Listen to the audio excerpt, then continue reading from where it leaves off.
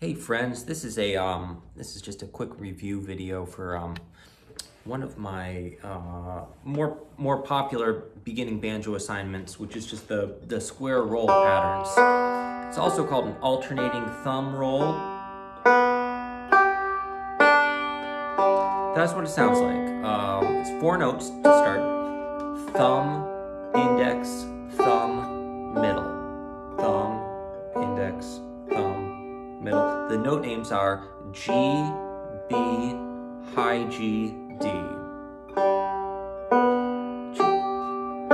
The strings are 3, 2, 5, 1. So there's all different ways of saying the same thing, but that's the open roll.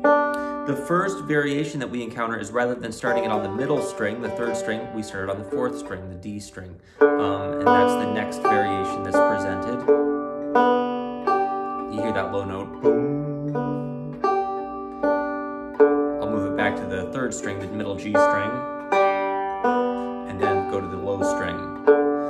So we can put it back, make it an 8-note pattern rather than a 4-note pattern. We're going to put these together in a whole bunch of different ways.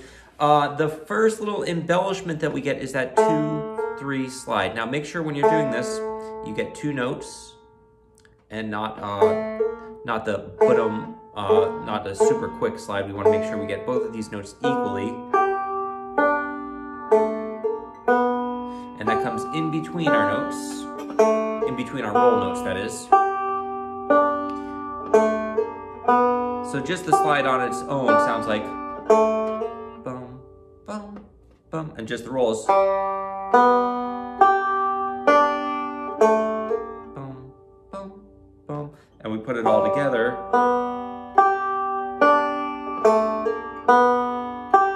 And we get something that sounds like that. It's a really common device for playing bluegrass banjo.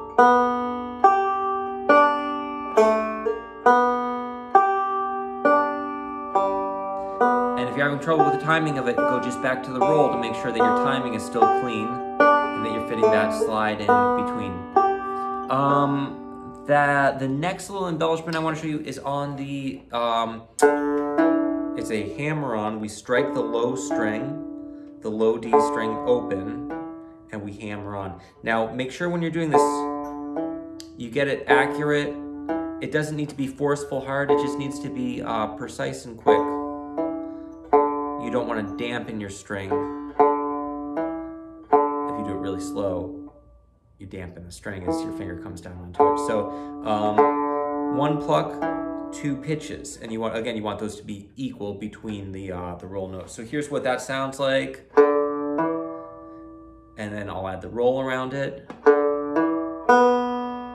So I'm starting on that low string.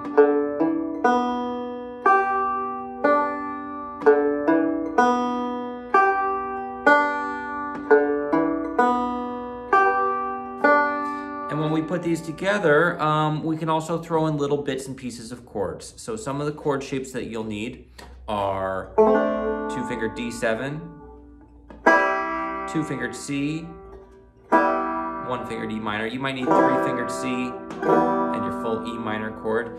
And here's some patterns that use this. I'm just going to play through the examples that I've got written on the sheet, and I'll try to describe what's going on if you don't have the paper in front of you. It starts on open G 2 times.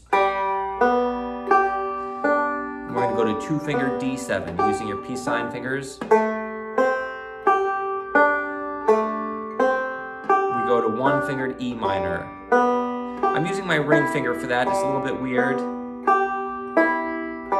And we make that 2-fingered C. I'll repeat that one more time. 2-fingered D7. Coming up on 1-fingered E minor. 2-fingered C. And you want to build some proficiency so that you're comfortable.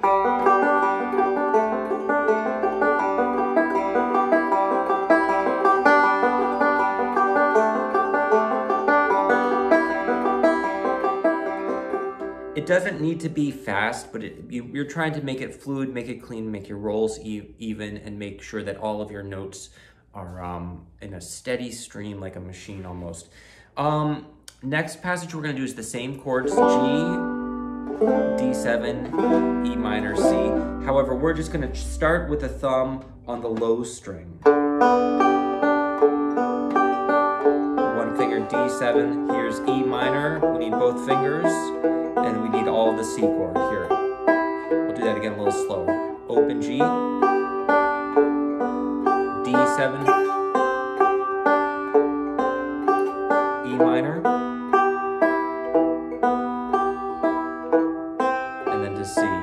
And I'm just doing these short, like a quick little demo of them, but you're gonna wanna practice them several times in a row. The next one is G, and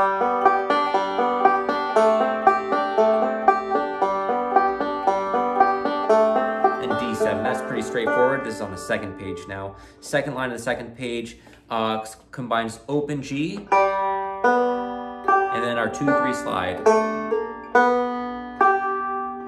Open G, and then a 2-3 slide.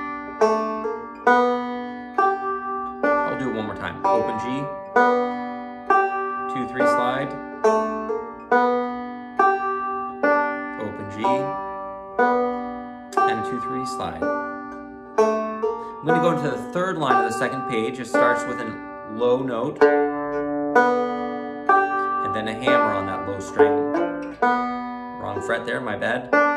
Open D string.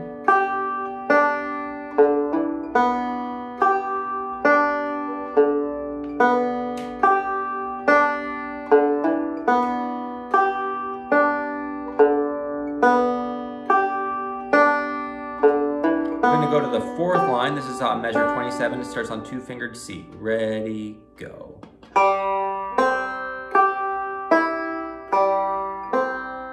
And then to open G.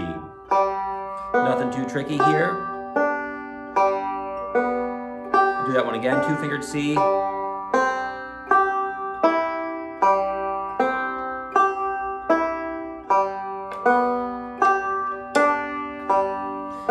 Measure 29 starts on a low note, so low D string with a thumb, right? Making sure we're starting on the fat string of the banjo.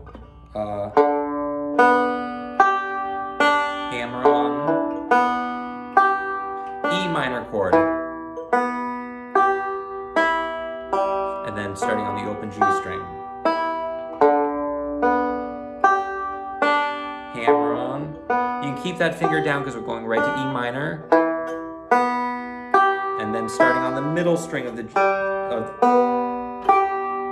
that E minor chord down. That's a little bit more involved.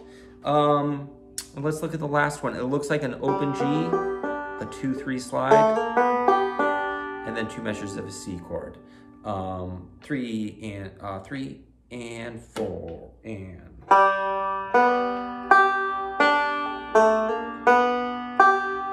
2-fingered C.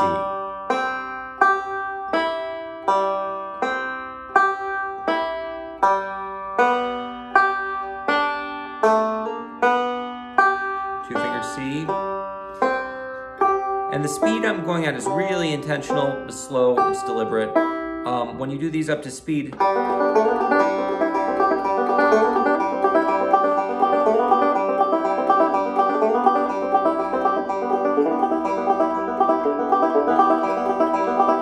can get a lot of interesting banjo music out of these simple patterns, but understanding them and how to do them slowly is the goal of these exercises. So after you read through those, hopefully you'll be in a place where you can sort of change them, and you can maybe improvise, or you can make up your own banjo tunes with it, like a slide and a chord. Like here's a slide, chord, hammer on. That's cool, slide.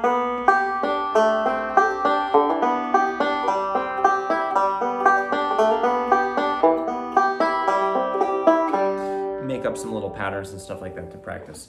So that is the square roll worksheet. There is a 2-page PDF that hopefully you have from me. Let me know if you don't have it. But I hope that helps and gets you practicing. All right, bye.